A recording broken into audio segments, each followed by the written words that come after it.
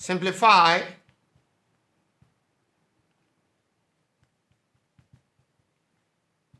Root 175 minus 4 root 7. Solution. Now we have square root of 175 minus 4 root 7. Root 175 is in single surd form, so we need to convert this single surd form to a basic surd form. Now, we now look for the highest perfect square number we can have in 175. And we can do that by using the factors.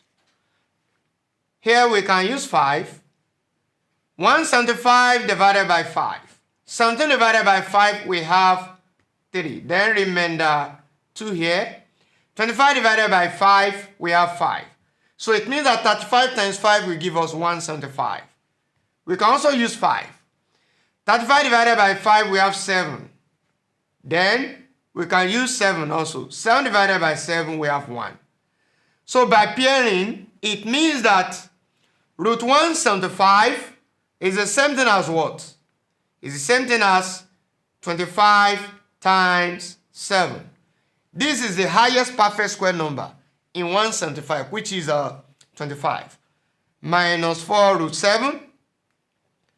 And this will give us, by using the law of surd, this is root 25 times root 7. Then minus 4 root 7. What is root 25?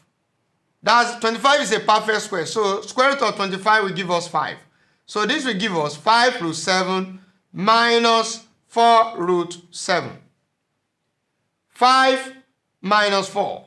Because they have the same number inside the square root. So we cannot subtract this from this. So 5 minus 4 will give us what? That is 1. So we have 1 root 7. And 1 root 7 is the same thing as root 7. That is the solution to the problem. Thank you.